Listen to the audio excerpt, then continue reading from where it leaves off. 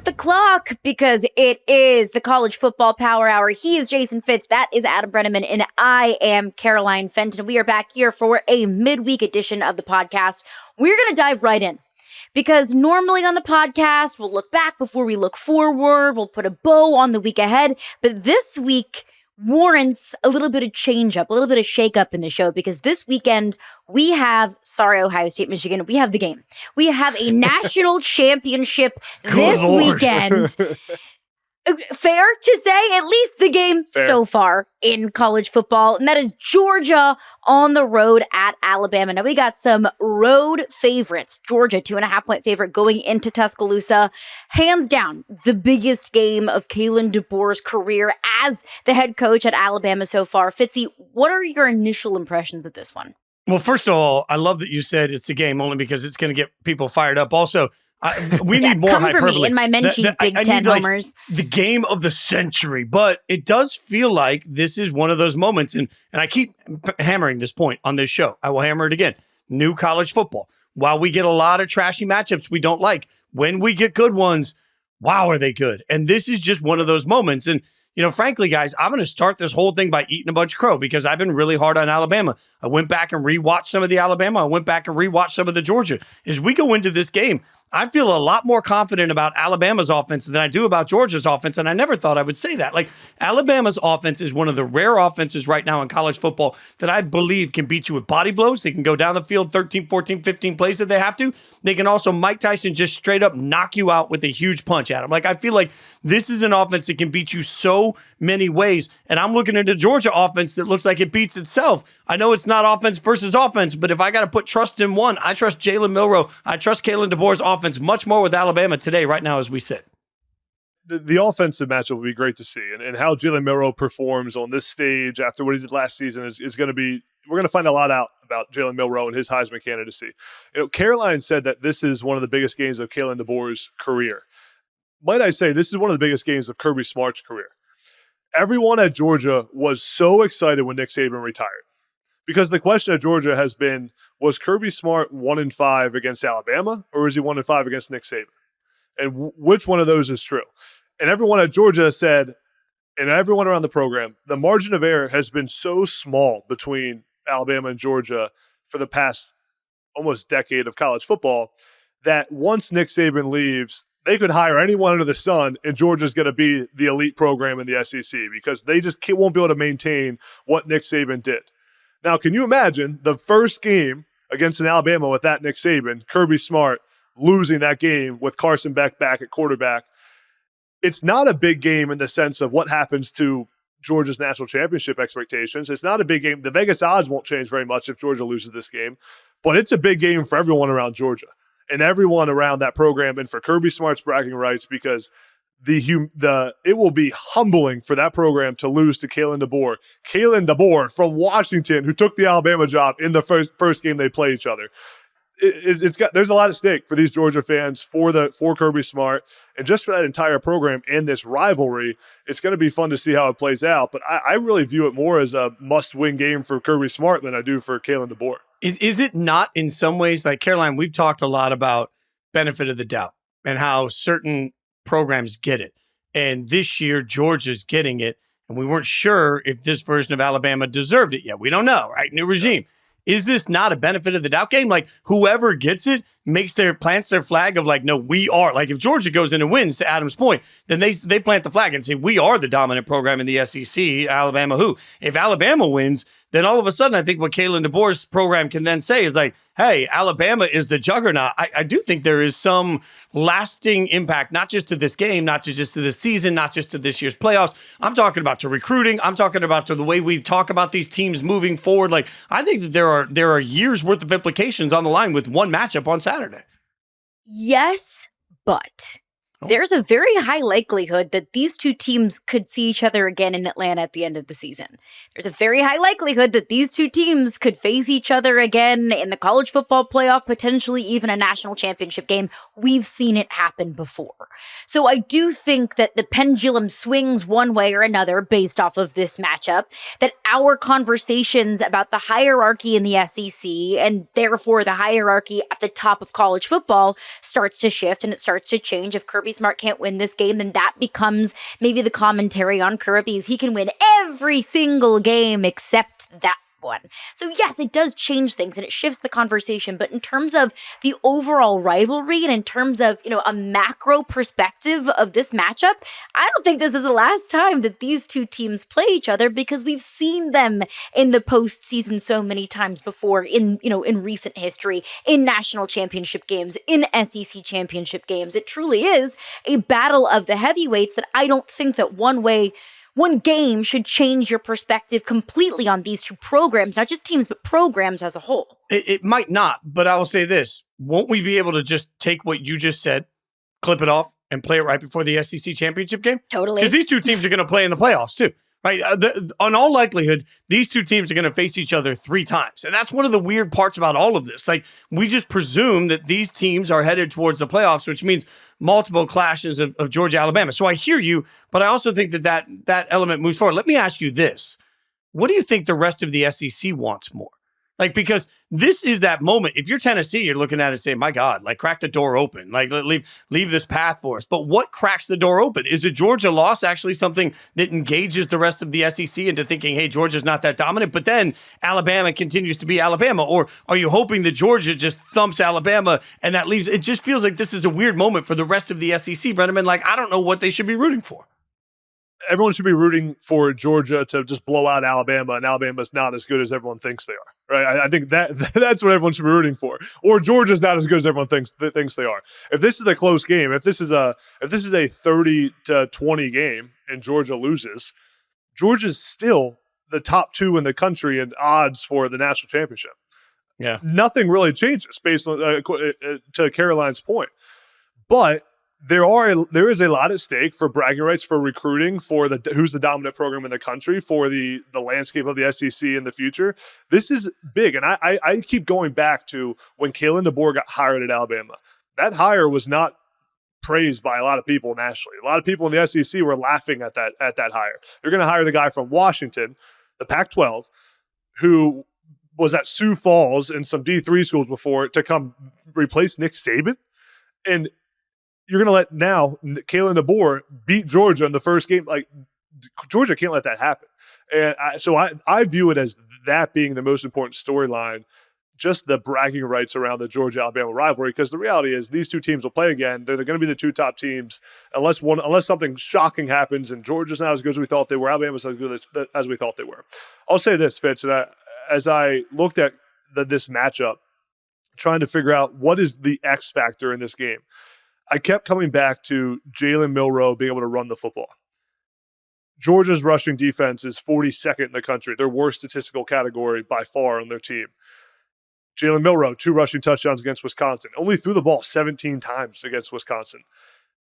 If Jalen Milroe can find a way to use his legs to open up this Alabama offense and to run on Georgia, that's the path I see for Alabama winning the game. If he can't, I see Alabama struggling to move the football on Georgia, and I think Georgia wins the game. But Jalen Milroe is the X factor I'll be watching from the very beginning. So let me ask you this then. What do they do? Because the fact is, like, teams have tried to spy Milroe. Now, I understand that there's a lot more team speed on Georgia's defense, so spying Milroe makes a ton of sense.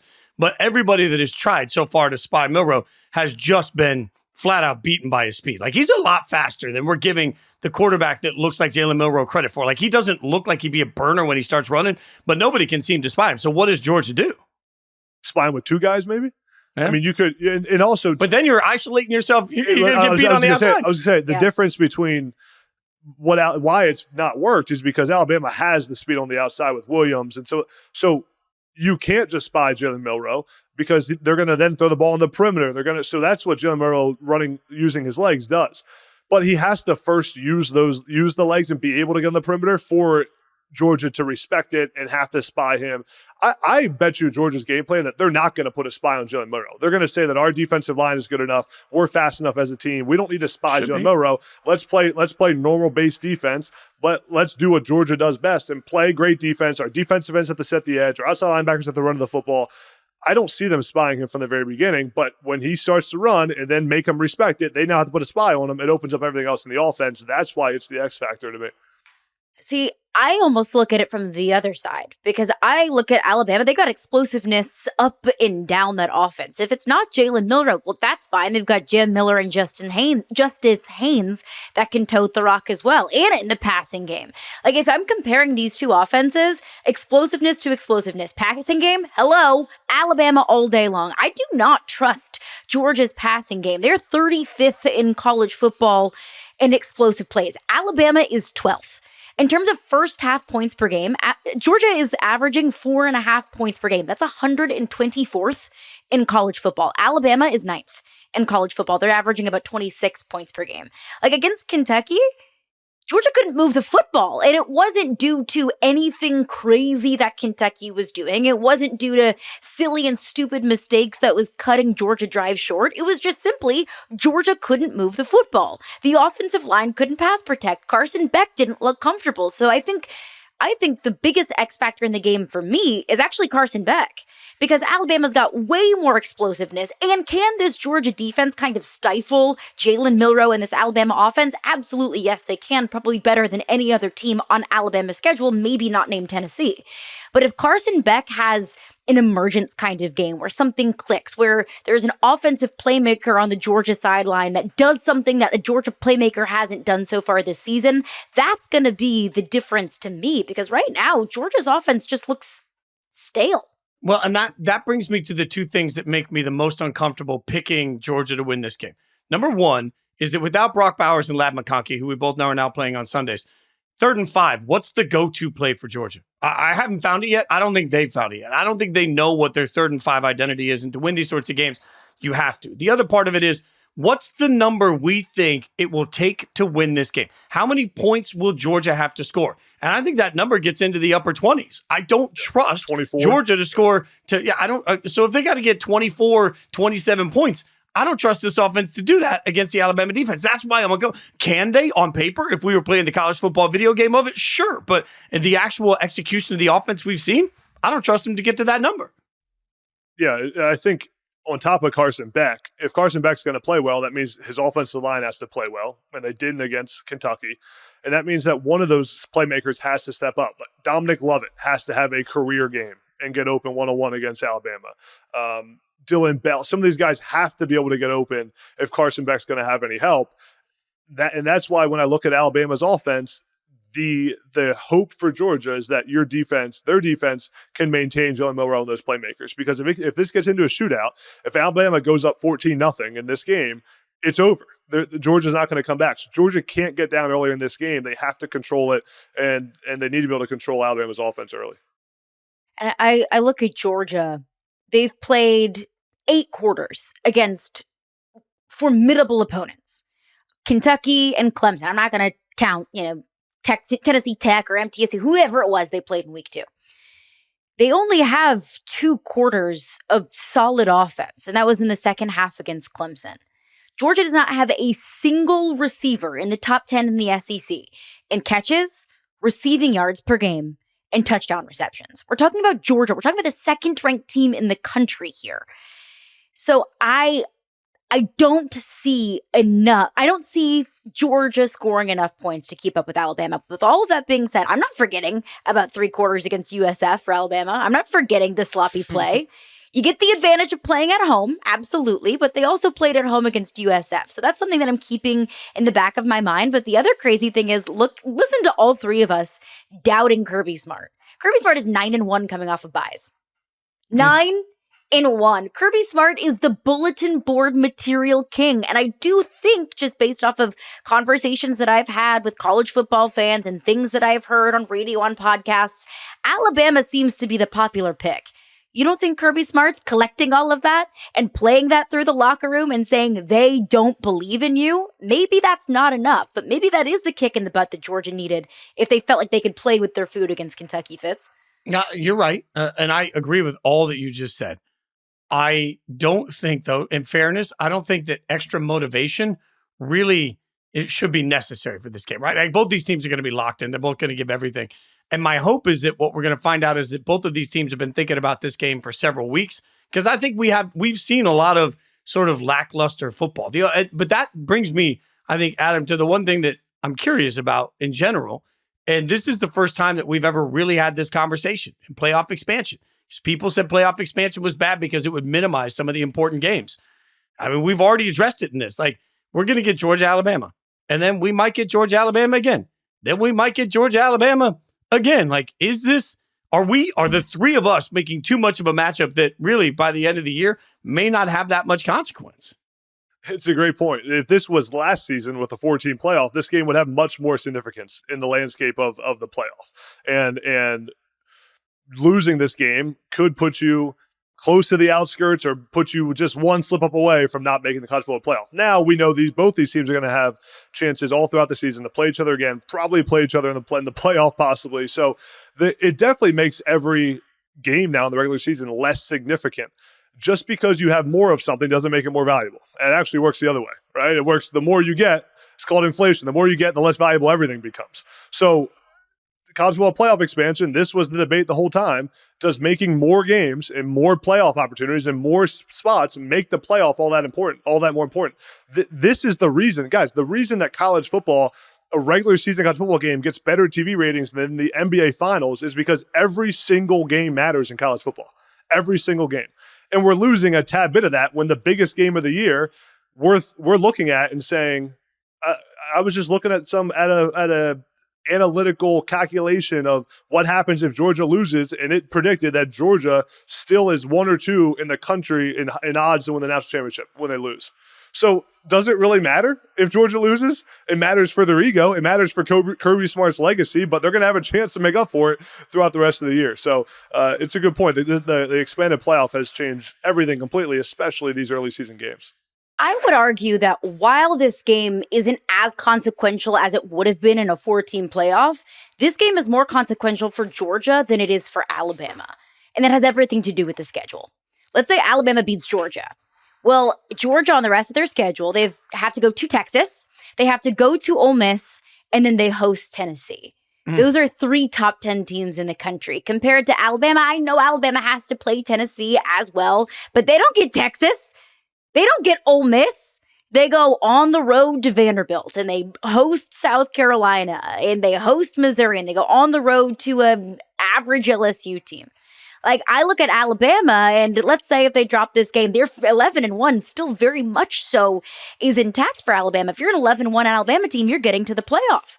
If Georgia drops this game, we could realistically be looking at a 9-3 Georgia team that misses out on the playoff altogether.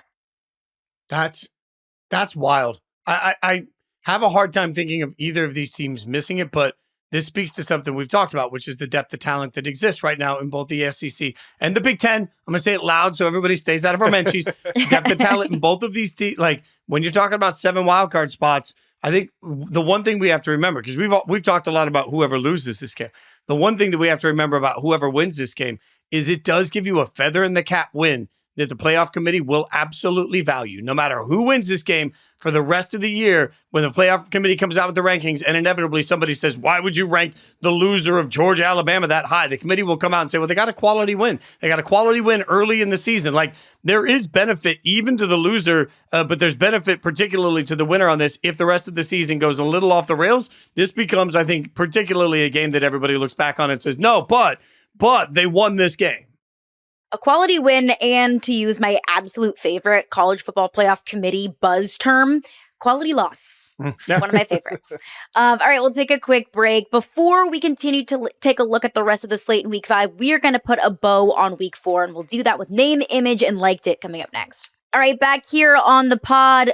Just going to take a look back at week 4 before we look ahead to week 5 to the rest of the slate, because obviously it's Georgia, Alabama, but we've got some other juicy matchups in week 5. No, but no, we're not doing this juicy thing. We're not. I thought we did. Again? Frankly, honestly, I don't even think about it when I say it. It is so ingrained into my vocabulary that I don't even think about it. Caroline, do you use the word juicy in like everyday life? Like, is everyday life? It part of your vocabulary? Yeah. All the It's usually time. just on I the use show. juicy all Okay. the time. If it's I'm chatting with a friend about a guy that she's dating, and I'll say, "Ooh, did you get any juicy juicy. texts afterwards?" That's so juicy. That's some juicy tea. Like I use it all the time, and now I'm gonna feel self-conscious about when I use it. Here's the thing. On this show, we've decided that every time certain words like culture are used, that everybody can take a shot. I think anytime the word juicy is used, you should have to shotgun something. Like just the entire drink should have to be consumed, and then we'll just see how it goes. But then my fear is that will lead to more comments that involve the word juicy, and I'm not ready for that. So I just want to make sure that we're clear on this. Prepare yourself. And it has to be a juice-related drink, a mimosa, a gin and juice, if you will. Get juicy. Go crazy. Choose your freak. Can we please get to name, image, and like it? Name, image, and liked it to appease Fitz.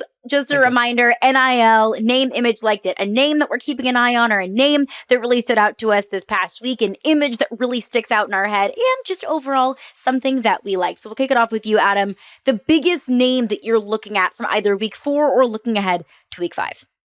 I have a public service announcement for my name this week. I want everyone to please stop sleeping on Will Howard and his Heisman candidacy at Ohio State. Ohio State's played nobody, which we have documented a lot on this show. So no one in the country has probably even seen Ohio State play unless you live in Ohio or Pennsylvania, where I live. So I have seen them play. And let me tell you, Will Howard looks elite. He's thrown for 800 yards in 3 games, and he's played about the first half in all 3 of those games. 6 touchdowns, only has 1 turnover. He's run for 2 touchdowns. Again, has only played about 3 halves of football. Now Ohio State goes and plays Michigan State. They host Iowa. They have Oregon soon. 3 weeks from now, we're going to be looking at Will Howard as a top 2 or 3 Heisman odds guy once he plays 3 full games and the Buckeyes roll. And now this added dimension to Will Howard's game of him using his legs. He's been running a bunch. They've been using him in the zone read game. He's been on the perimeter, which is he's a little bit more than what he did at Kansas State when he was there. He looks more athletic. He looks leaner. He looks athletic. Will Howard looks like a guy that's one of the best quarterbacks in the country right now. And add in the skill room at Ohio State. Add in that team. Add in Chip Kelly now calling plays in the run game they have with Quinshon Judkins. Will Howard is a legitimate Heisman contender, Jason. Adam, what middle school did you go to? What middle school? Yeah. Allen Middle School in Mechanicsburg, Pennsylvania. Okay, that middle school would be a more quality opponent than we've seen Ohio State play so far. Let's just be honest. Like, I was wondering where you're going with that. Look, I wasn't trying to bring back any scarring 6th grade memories. I'm just saying, like, I hear you. I started shaking.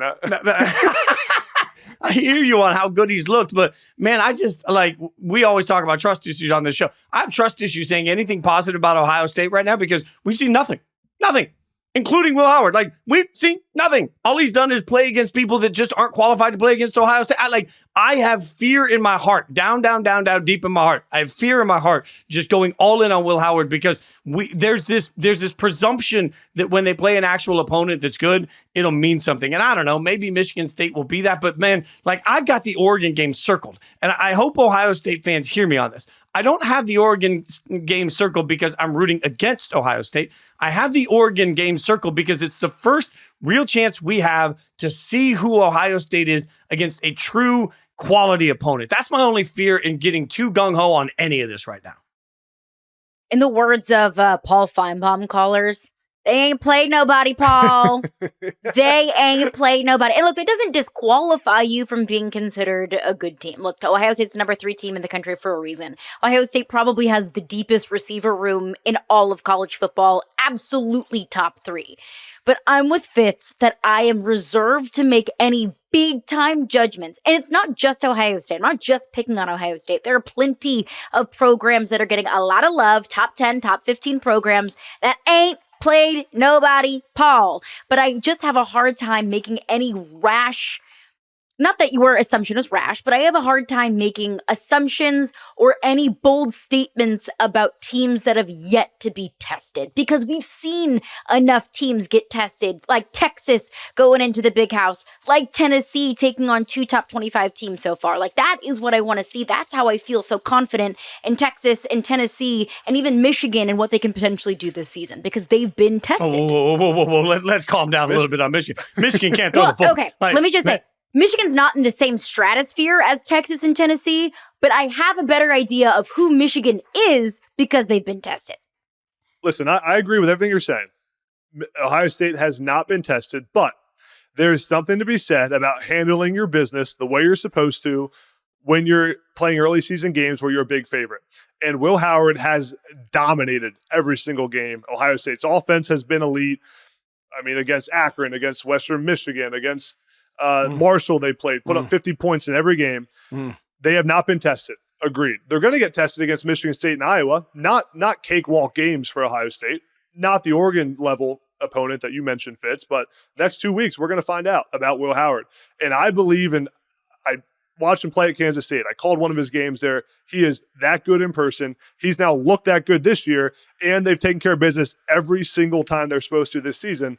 So we've seen teams not take care of business. So I'd much rather root for and believe in Will Howard when I've seen him handle himself and play against lesser opponents and look like the best player on the field. You should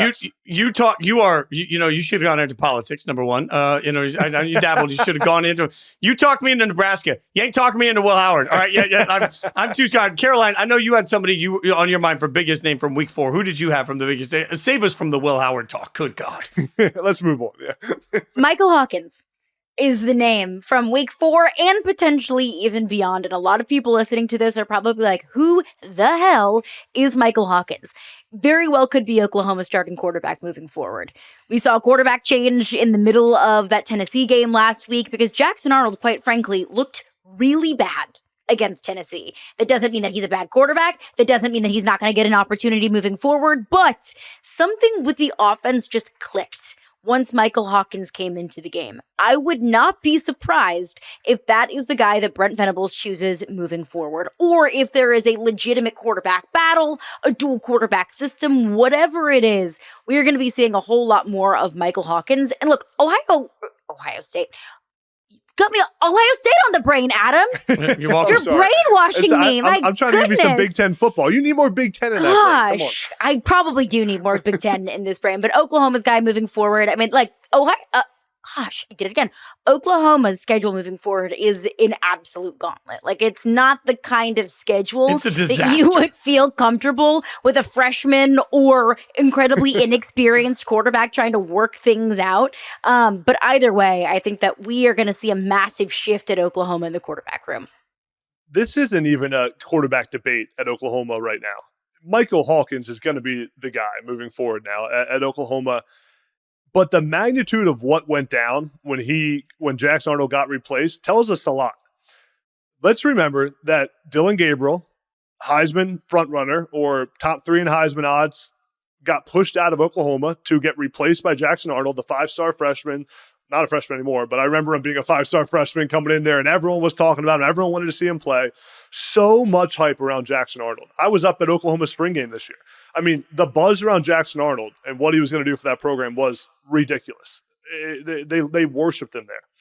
And then, after one half of bad play to get replaced by Michael Hawkins tells me one thing, that they have been thinking about this for a while at Oklahoma.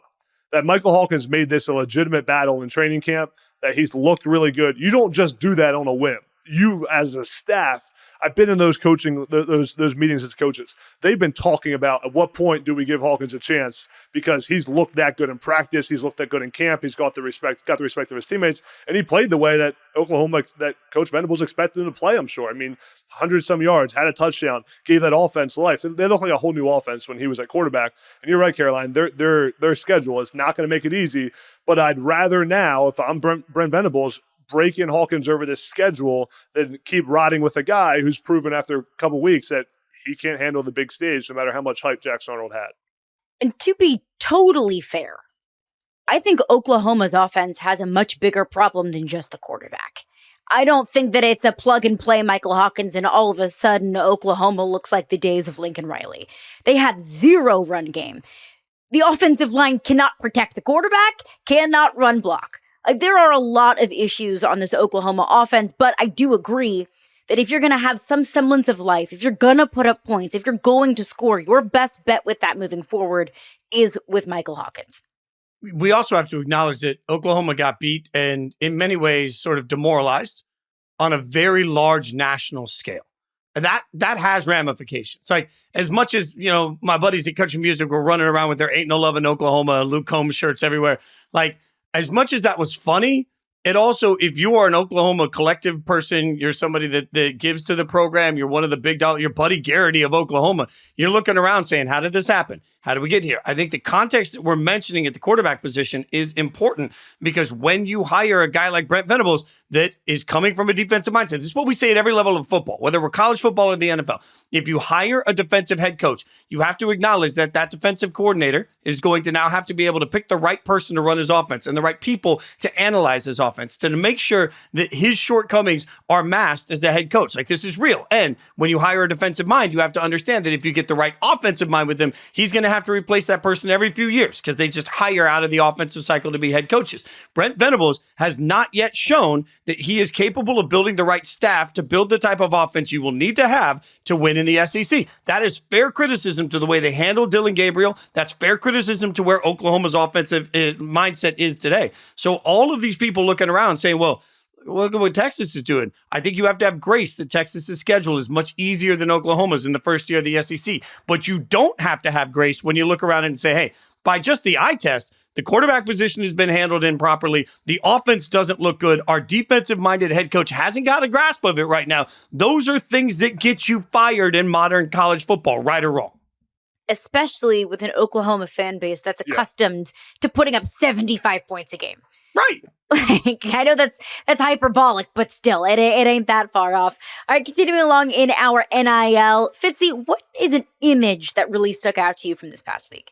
I keep going back to the touchdown at the end of the game for Colorado and the image of sort of that moment. And look, I think that this Colorado team that, again, we're tough on, everybody's tough on, this Colorado team, when they need great players to make great plays, they've been able to get that done at a level that I don't know that always gets credited. We have so much hyperbole around Colorado all the time.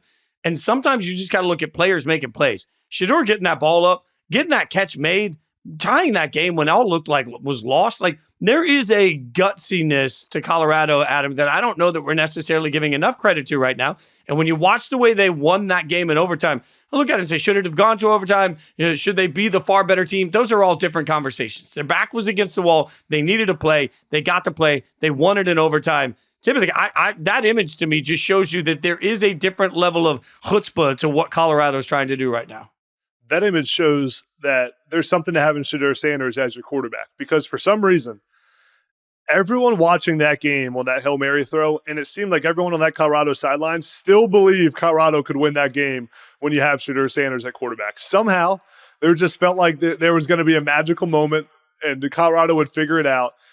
What I learned is that Colorado is a tougher football team than I realized and than I thought. And we've been very critical of them on this show. There were so many opportunities to fold in that game against Baylor. So many chances. Their backs were against the wall, to use your term, Fitz, but they didn't. Their defense got stops. At the end of the game, Shedeur Sanders put a drive together and had the Hail Mary play. They made it happen. And there's something to be said for teams that figure it out and make it happen even when it's not all pretty. The reality is that Colorado avoided disaster in Boulder. 3-1 sounds a whole lot different than 2-2 for Colorado. And they're still alive. Everything's still in front of them. And for everyone, including myself, that wrote them off after they lost to Nebraska, Colorado sits right now in a pretty good spot. And if you would have told them they were 3-1 to start the season with a win against Baylor, everyone probably would have taken it. So, I mean, Adam, to your credit point, to Shedeur Sanders. Yeah. We have to stress here, Colorado still controls their own destiny. 100%. Like, if they can make them, as much as people yell about how much we talk about Colorado, let's be honest. Colorado still has control of what Colorado's future is. They can be a college football playoff team. They just got to win the games ahead of them. Like, that's the crazy part of what that win meant. Well, and why wouldn't we talk about Colorado? They're a 3-1 team, to your point, that controls its own destiny with an elite playmaker on both sides of the ball and one of the best quarterbacks in college football. Like, why would we not talk about Colorado? But one image that stuck out to me was actually on the other sideline. Dave Aranda, head coach at Baylor, he was yelling, getting up in the faces of his players on that sideline. And that's not out of the ordinary in college football, but if you know Dave Aranda, you know that's out of the ordinary for him. He is such a mild-mannered guy. He normally stands on the sidelines with his arms crossed. Even after Baylor won the Big 12 title game in 2021, he's standing on the sideline with a little bit of a smirk as the confetti is falling, the Gatorade's on his shoulders, and he's just standing there, just kind of taking it all in. He never gets too high and never gets too low. And that was the first time that I have ever seen Dave Aranda as a coordinator, as a head coach, get as animated as he was on the sidelines in Boulder. And it's a few things, right? It was a total pooping of the pants defensively for Baylor at the end of that game. That's Dave Aranda's calling card. They pooped their pants defensively. That's Dave Aranda's thing. He's a defensive-minded head coach. He's a defensive guru. And it's not just the in-game feeling. I think it's also Dave Aranda hearing all the noise and the pressure mounting. Dave Aranda's 25-27 at Baylor. And half of those wins came in one season alone. And that was in 2021 when they won the Big 12 title game, won the Sugar Bowl against Ole Miss. So he feels the heat. He feels his seat heating up a whole lot. And I think that's where you saw that emotion there. So that really stuck out to me that there could be a change into the guard soon in Baylor. Giving up that Hail Mary to Colorado to go to overtime was the dagger for the Dave Aranda era at Baylor. Realistically, though, and this is the frustrating part for Dave Aranda, is that holding Colorado to 24 points is a job well done by Baylor's defense. Same thing goes for their offense. I mean, Baylor did everything they had to do to win a road game and bounce back, and they blew it. There's no other way to put it. They had a field goal to go up 2 scores in the fourth quarter. They blew the game, pooping out their pants, as Caroline put it. And now they're 0-2 in Big 12 play, and they got not an easy schedule. They play BYU. They play Iowa State. They play Oklahoma State. They play Texas Tech, who's a pretty good team that I think will be ranked by that point. If Aranda's seat is red hot, if they don't make a bowl game, that'll do it for the Aranda era at Baylor after he had he won 3 games last year. So the seat could not be more hot. It's scorching hot, as some would call it. Adam, educate everybody because you've been in locker rooms. When a coach has a 180 in their mannerisms, how they feel things, how they process things, how they are on the sidelines. Don't you feel that in the locker room? Don't you understand the desperation? And I can't figure out if that's good or bad. If you think that's a wake-up call, I don't know. But some players, at least the players I've talked to, will tell you that consistency from a coach is key. 100%. I coached for Herm Edwards at Arizona State, and he used to always say to us, to the young coaches, he would say, before you do anything else, you have to give your players hope, and they have to have confidence in you as a leader, and the confidence that you're going to be the same person every single day.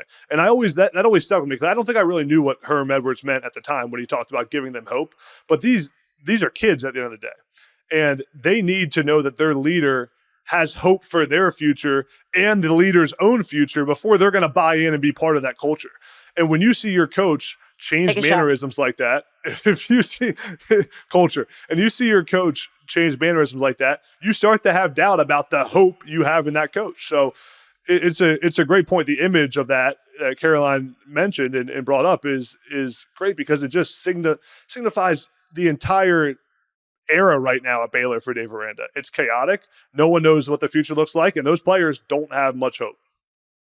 Yeah, and by the way, if we know it and you know it, the players know it. And once everybody knows it, that gets weird. All right, Caroline, give us something we liked. We've got a name, we've got an image, liked it. Give me something you liked from the week.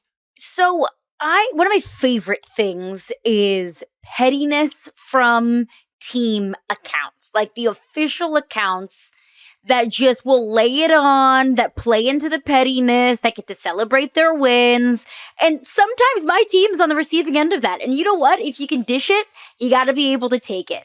And I saw a masterclass of pettiness come from BYU's official football account. So shout out to our producer, Emmy Franks, her alma mater, BYU. In case you did not see it on social media this past week, there is a Kansas State fan that goes by the name on Twitter at St. Bill Snyder. And during the week, he tweeted, if K-State loses to BYU, I'll shove a beefy 5-layer burrito up my ass. And I don't know if I can say that on the podcast, but you get the gist. You just did. No, I just did. Emmy will beep it if you can. When we listen back, we'll get the answer to this. So the BYU Twitter account tweeted out a bunch of photos of the players interacting with the student section and the student section cheering, a la the Taco Bell Live Moss student section. Tweeted out those photos just with the caption, Live Moss, as a little bit of a hat tip to our beefy 5-layer burrito friend. So shout out to BYU football for playing into the bets that we've been doing on Twitter. Like, Fitz, what is this? We've got 3-2-1 Noel saying he's going to eat dog poop if Florida State loses to Boston College. And we've got this guy shoving stuff up his butt. What are we doing? Again, we're going to use this as a public service reminder. If the College Football Power Hour doesn't teach you anything else, let it teach you this. Never, ever make a statement about a bet of some sort where there isn't equal skin in the game. Like, if you find somebody that's a fan of BYU and you say, hey, loser has to shove a burrito up their butt. Like, now we're talking a bet. If you just randomly come in and say, well, if my team loses, like, all you're doing now is setting yourself up for failure. What do you get if your team wins? If the answer is nothing, if you get nothing if your team wins, but you have a burrito up your butt if your team loses, you made a bad life decision. If you find somebody to make this bet with you, I respect it. Like, I don't know what you guys to figure out, like, who's buying the burrito. A lot of issues go here. Like, does somebody bring the burrito over? How does this all work out? But live streamed. Not 100%. I mean, you're shoving a burrito up your butt. You live stream that. Like, I mean, there's just no, like, you got to own it. And by the way, St. Bill Snyder, you've left yourself no choice. If you ever want to have any legitimacy on social media, again, we need to know that the burrito went up the rear. Like, that's the only, we need to know that the beans went in, not out. Like, until we know that, nobody's going to respect anything. I hope they do come out at some point, like, for his sake. Now, on the two situations, the Florida State fan and the BYU fan, have we confirmed the Florida State fan ate dog? Did that happen? No, he deleted his Twitter his entire social media. He's gone completely. He's gone. He's MIA. Got it. Okay. And why go with the beefy 5-layer burrito too, guys? Like, why not go with the tiny, like a 99-cent burrito that's going to be smaller and probably, never mind. Go ahead, Adam. Go with a taquito. It probably is much more comfortable. That's very hard. I don't know. Go ahead. What is the plan for beefy 5-layer burrito guy? Has he announced his plan for the live? I heard rumors of a live stream. Is that true? I don't think we've seen follow-up. I'm going to look it up. While you guys talk amongst yourself, I'm going to look at St. Bill Snyder to see, what do you know? I type in the word Saint and the first thing that comes up, and he has now changed the background wallpaper of his Twitter account to a 5-layer burrito. So I respect. Yeah, I'm pretty sure he's doing it. Like, I was just talking to someone, and they told me he's actually live streaming it. I did see that he put one in the freezer, which I guess he thought about the strategy is just if it's... Yes, a little bit. Saturday, it's hard, then it's a lot easier Saturday, to put up there. He will pay off the bet. He has tweeted out that he is paying off the bet. Also, he tweeted out a picture of him wearing a brown paper bag over his face. That's smart. And the burrito laying on a table with an American flag under it. I don't know why we needed the American flag. The American flag. That makes it better. I don't know if that's the most patriotic thing I've heard today, or maybe the most anti-American thing that I've heard today. But I kind of want somebody to play American the Beautiful on like a trumpet behind him while he does this. That's the only way now that I can envision this. This is truly. But we can all learn. We can all learn from St. Bill Snyder. Like, this is such a great opportunity for all of us. The moral of the story, kids, is make sure that somebody else makes the bet with you. And then that way, the whole time, two people are nervous about it. I don't understand this at all. And if you're going to shove a burrito up your butt, don't make it a 5-layer burrito. Yeah, make it small. Make it just one layer. Come on. We got to think this through, people. All right, so shout out to St. Bill Snyder. You think Taco Bell sent it to him for free? Okay, go ahead. He should get a Taco Bell NIL deal. I don't know. Does Taco Bell really want that association? So many questions. Taco Bell, why don't you send us free burritos and then we'll talk? Like that's the way to do it. The Cantina menu, chef's kiss. They will go in, the normal way if you send them to us. We pinky promise. If they're free, I mean, I'm not ruling anything out if you're sending me free stuff. You're setting yourself up for failure. Come on, Fitz. You're setting yourself up. No, because I'm getting something. I got free. Okay, never mind. We should move along before I end up with the burrito up my butt. We are going to take a quick break and reevaluate our life decisions. But on the other side, we'll react to the latest AP poll, so stick around. All right, we got a new AP poll out. Not a whole lot of shift at the top. Texas remains as the top team. Georgia number 2, Ohio State 3, Alabama 4, and Tennessee rounds out the top 5 after their big win in Norman. But I will ask you, Adam, who is too low in these rankings? So I'm going to give you a little wild card here. USC is too low in my power rankings. I understand why the AP poll put them behind Michigan, because they had to because of USC losing to Michigan. But USC is a better team than Michigan, and if USC played that game 7 times out of 10, or 10 times, they'll win 7 times out of 10. And I believe much more in USC after watching that game than I do Michigan long term. Yes, tough loss for USC, but this team right now is too low in everyone's mind, especially after what we saw against LSU early in the season. Reality is this was their first cross-country road game in the Big Ten against one of the most dominant run teams in the country. And so it's not an excuse, but I see Michigan being the worst possible matchup for USC in the Big Ten. USC matches up better with everyone else in the conference. And I think if they played again right now, guys, that USC would be a 4 to 6 point favorite again against Michigan, depending on where you got it. So what I saw from USC was resiliency, especially by Miller Moss when he was getting hit. Their offensive line wasn't playing great, but Miller Moss hung in the pocket and made great throws. USC is 1 broken tackle, 1 holding call, 1 fourth down stop away from winning that game. Their O-line has to play better, yes. But USC has the firepower, and USC is a much tougher team than what we thought coming into this season. And I just see them being way better than the Michigan team throughout the rest of the season. And the AP poll has USC behind Michigan, rightfully so. If these are power rankings, I'm flip-flopping Michigan and USC. No, so basically, the good news is nobody needs to play the games anymore. Adam just wants you to walk into the room, and then Adam could just be like, you know what, this team looks better than this team. It would probably win most of the time, so we're going to go ahead and put them ahead. Like, we're getting all willy-nilly with the actual game. Why do we even play them, Adam? Why even play the games? Well, again, that's why they're power rankings and not an AP poll. I preface that. I'm not saying that USC should be ranked ahead of Michigan, but I'm saying that they're too low being ranked by Michigan because they shouldn't be in power rankings. Caroline, like, help me here. Like, back me up here, Caroline. Like, I'm tagging you in. Like, I'm coming over from my tag team partner, and I'm saying, we can't let this stand, can we? Like, I mean, all USC had to do was figure out how to not get run on over and over and over and over and over and over and over and over and over again, and they would have won the game. I would have a hard time. I do have a hard time, I should say, championing for USC to be ranked above a team that just beat them. Like, if only there was a way to know which team was better and they played head to head and one team won. And like, look, I'm with you. If that game is played 10 times, USC probably wins a majority of them, but they don't play 10 times. They play 1 time, and USC lost. And look, the margin for error was so slim. Miller Moss doesn't throw that ball and doesn't get, picked off and head back to the end zone. That's a completely different game. USC makes 1 tackle at the end of the game to keep Michigan out of the end zone. USC wins that game. We're talking about USC as a national title contender. But they didn't. And I will go back to what I said on our Saturday night recap. Everyone in America, everyone and their mother knew what Michigan wanted to do going into that game. And they know that they wanted to run the football and that they did not want Alex Orji to have the ball in his hands. USC had to know it. D'Anton Lynn had to know it. And they still couldn't stop it. So I cannot say that USC deserves to be above Michigan. I will say, Adam, though, your mindset on this, to me, reflects many of the former athletes that I've worked with, because I've been lucky enough to cover the college football playoff committee for years before here at ESPN. I've done the mock committee process. I've talked to a lot of committee members. Heather Dinich is a close friend. We talk all the time about these things.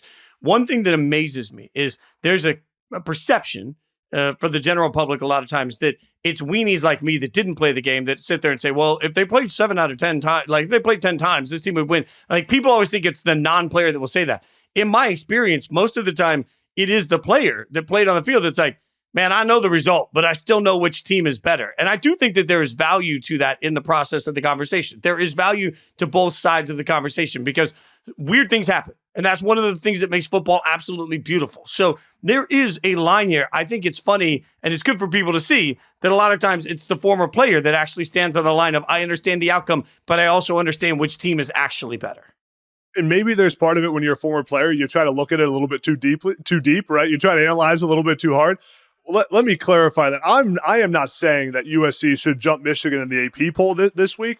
I think that USC is too low in everyone's mind around college football. And people think that because USC lost to Michigan, USC is not tough, their defense isn't legit, they're not going to make it in the Big Ten. When the reality is, I look at the rest of the season and I like USC a whole lot better than I like Michigan. because of, you just mentioned it, Caroline, because everyone knew Michigan was going to run the football. But that's what makes Michigan such an outlier.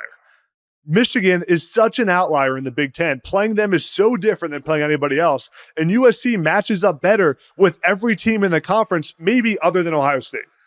They match up better with Penn State. They match up better with basically every other team, with Washington, with Oregon, than they do with Michigan because of how Michigan plays football. So I think this game is tough for USC. I still think they win the majority of games they played 10 times. And people around the country right now, I saw the press clippings about, man, everyone thought USC turned the corner to Lincoln Riley, but they didn't. They lost to Michigan. I'm not buying into that right now. They just got out-Michiganed by Michigan. They did, yes. But let me ask you both this.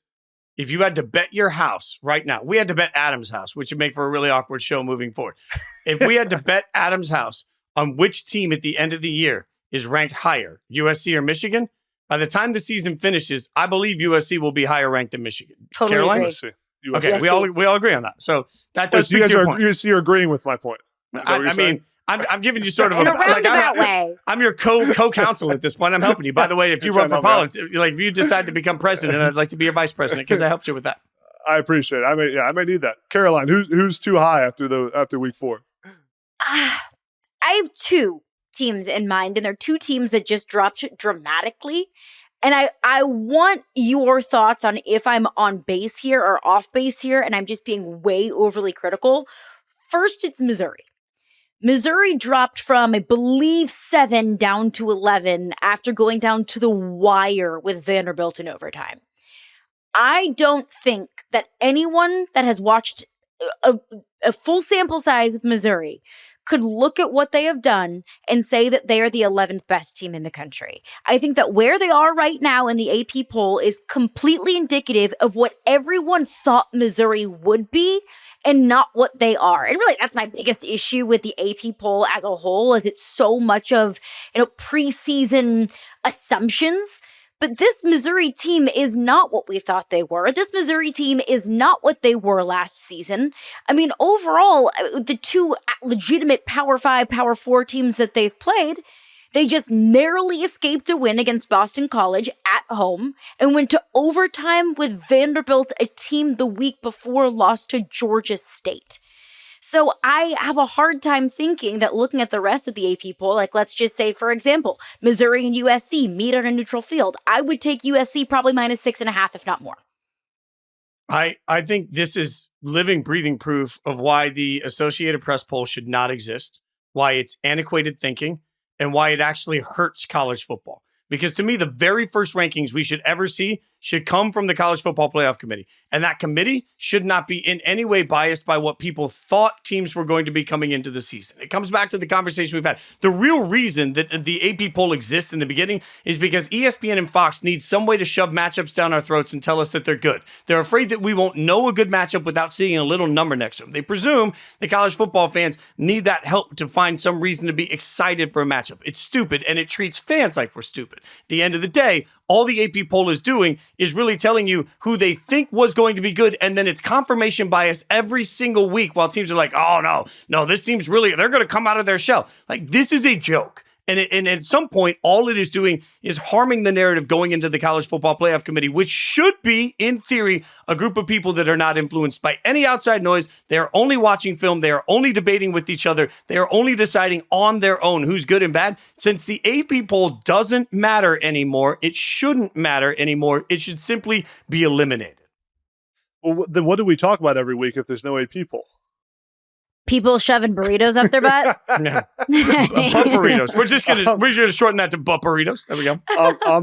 I'm with you, Fitz. I'm with you, and it is somewhat of an insult to the fans and how smart they think we are watching the game. That we can't decide what's a good matchup versus what's a bad matchup, and the Missouri case is such a good one. I mean, you guys know this. I was on this last week about Missouri being ranked where they were. I forget where they were.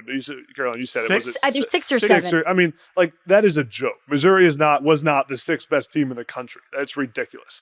And I've been hung up on that Boston College game that they won. And I just look at Boston College and like there's no shot they should be playing Boston College closely for the sixth best team in the country.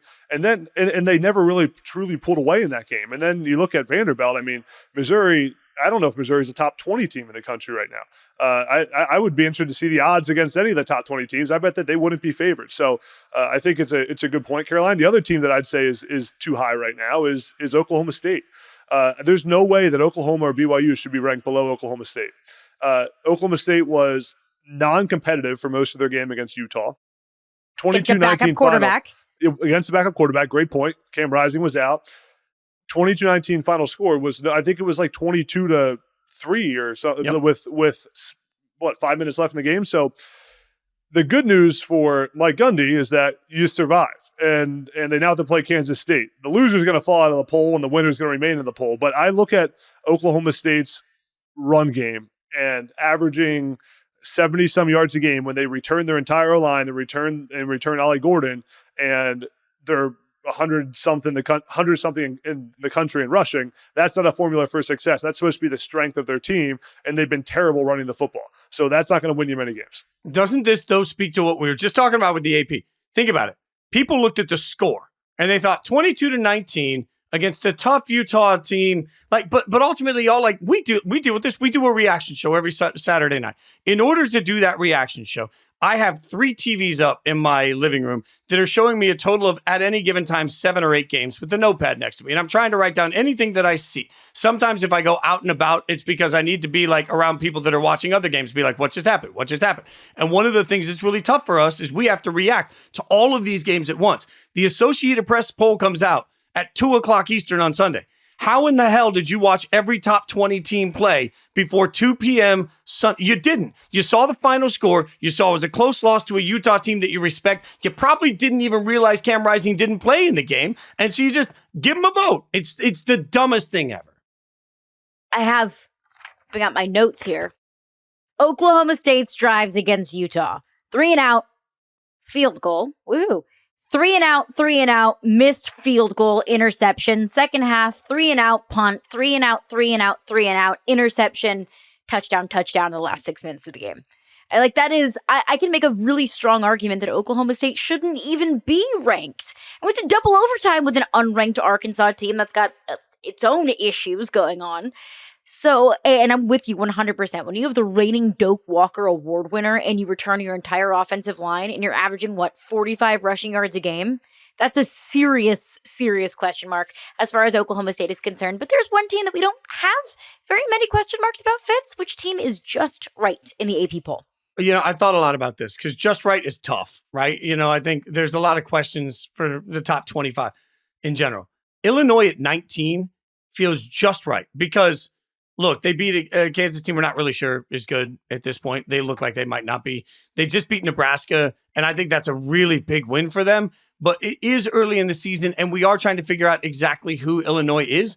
So I felt like, Adam, 19 feels about right. I don't want to get into this overreaction world where suddenly I look at Illinois and say, well, maybe they're another sneaky team, right? That's what we want to do early in the season. It feels like Illinois is slowly climbing. They're climbing up the charts week by week, getting a little bit more respect, which they're earning by the way they're winning tough games. These are good games for them to win. I don't feel like they deserve to be in the same conversation as USC right now, but I do think that 19 feels about right. We got to remember, USC's 13, Illinois is 19. So only 6 spots actually separate the two teams we've talked a lot about here. But I feel like 19 feels about right. Illinois got a lot of respect from me for how they went on the road and beat Nebraska. And that's why they're where they're at 19 in the AP poll, because of that win. And they went on the road. Luke Altmaier played like a dog and didn't turn the football over, and they came out with a dub against a Nebraska team that has a ton of hype around it, and everyone was on Nebraska in that game. Everyone around the country. It was one of the most popular picks of the weekend. So yeah, I was on it too. I wasn't happy on Friday night in my hotel room. But that's why they're in the AP poll. But the reality is Nebraska is not a proven commodity either right now. So how big is that win over Nebraska? Which, to your point, Fitz, I agree with you. 19 is just right. We're going to find a lot out about this Illinois team when they play Penn State this weekend. And now, beginning of the season, who would have circled Penn State, Illinois as a top 25 Big Ten showdown that's got big implications for the Big Ten Conference? That's a huge game on Saturday night. So yeah, and that's a game, to your point, that's a game that's huge for Penn State. Like, they should win this game. And I think if Penn State wins this game comfortably, I don't think that suddenly means that Illinois is overranked. I think this is the moment for Penn State to prove that they belong in that same conversation as the Tennessees of the world, as the teams that are like on the next tier trying to prove to everybody they belong top tier. Like, I think we have to understand that if Penn State wins by 10, that doesn't mean Illinois sucks. That means Penn State is trying to show they're dominant. Yeah, and if that's, if Georgia, Alabama is the game of the weekend, and we're looking at Illinois, Penn State as maybe kind of a stream kind of game in our binge stream skip approach to this upcoming slate, I look at, Oklahoma State, Kansas State, we kind of touched on that. It feels like this is a Big 12 title game disqualifier. Like, you lose this game, it feels like you are not getting to the title game in a conference that feels incredibly wide open. Fitz, what's another game that it's not Alabama, Georgia level, obviously, but it's a game that's at the top of your watch list this weekend? Kentucky, Ole Miss. And it's just, that's largely because, look, I thought Georgia would absolutely destroy Kentucky. I think Ole Miss will win by 20 plus points. If they don't, then maybe we suddenly change some of the conversation around Georgia's game against Kentucky, right? This is that transitive property we always try to assign to college football that doesn't really exist. And it's also the first thing close to a challenge for Ole Miss. Like, I want Ole Miss to be great. I really do. I think it's entertaining if they are. But I think they're kind of like Ohio State, to be fair. I have no idea. So I think this one really stands out to me. I'm with you on that one, yeah. Yeah, I think another one that's going to be fun to watch is the Louisville-Notre Dame game. 15 playing 16. I thought Notre Dame was going to be elite going into this season. I thought their win against Texas A&M was one of the best wins of the first couple weeks of college football. And then they lost that fluke game to Northern Illinois. Now, here you go. They get a 3-0 Louisville team who's a playoff contender themselves. It's your first track to get back on track if you're Marcus Freeman. They bounced back well after that NIU loss. So this is our first real opportunity to see what is Notre Dame going to do. How is Riley Leonard going to play? And they're playing a formidable opponent who's the best team they played so far. So I'm going to be tuned in to see how Marcus Freeman, how those guys respond to the adversity they faced early in the season. And we'll get to yell all night Saturday about it because it either will affirm you, like it will either reaffirm your point that they're still a playoff contender, or I'll be over here like a petulant child being like, told you they're out of the playoffs. And I think I'm also excited to just watch this kind of test for Louisville. I know they beat Georgia Tech either this past week or the week before, but I feel like we've been living in a bubble of SEC, of Big 10, of Big 12 contenders, and then with the ACC, it's just kind of over here on an island with Clemson and Miami by itself. Honestly, to be honest with everybody, I haven't watched very much Louisville football this season, but just looking at box scores, looking at numbers, and I know that's not really fair of me, Louisville looks like to be a pretty decent football team. Yeah, you got to start watching some Louisville film. I know. Some good football down there. Yeah, some good football there. Shout out to my brother from another man, Harry Douglas, just Harry Douglas. Hall of Famer now for Louisville. A big weekend for him last weekend. I feel like I always have a little Louisville love in my heart because Harry and I worked together for a long time. We're still very close. Can I give you one more game now? One more game that we got to show the group of five some love. Fresno State, UNLV in a huge game for the Mountain West Conference.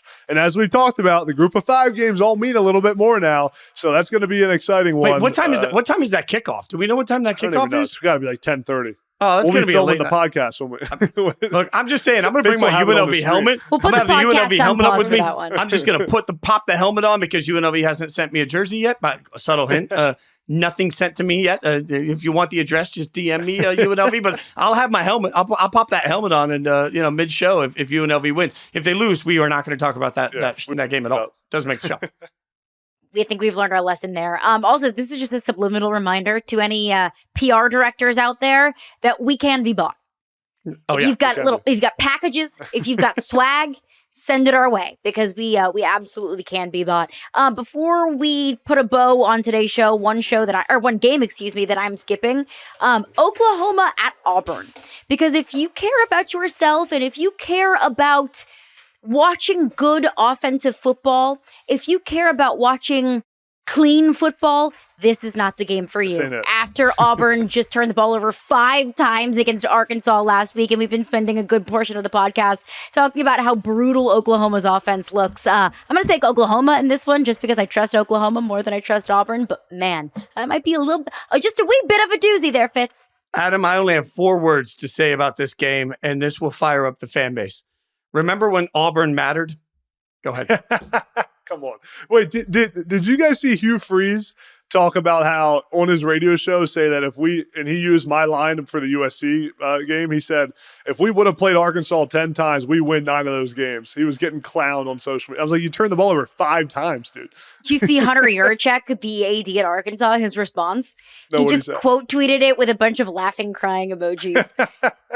Remember That's not how you play football, big dog. Auburn mattered. There we go. Can't wait for the Iron Auburn. Bowl when we can talk about how even a bad Auburn team can make it competitive. Oh, God. Sending our love out to the plains. But that's going to do it for us today. He is Jason Fitz. You can find him on Twitter at Jason Fitz. That's Adam Breneman at Adam Breneman81. You can find me at Caroline Fenton1. Appreciate you for stopping by the pod. Like it. Review it, subscribe to it, tell a friend, tell all the people that you hate, tell your friends that love beefy 5-layer burritos. Maybe they don't love it so much after listening to today's episode, but burritos are life. All right, we'll be back here Saturday night and Sunday morning with a full reaction to not just Georgia, Alabama, but the full Week 5 slate. You can find it on your preferred podcast platform and on the Yahoo Sports YouTube page. We are out.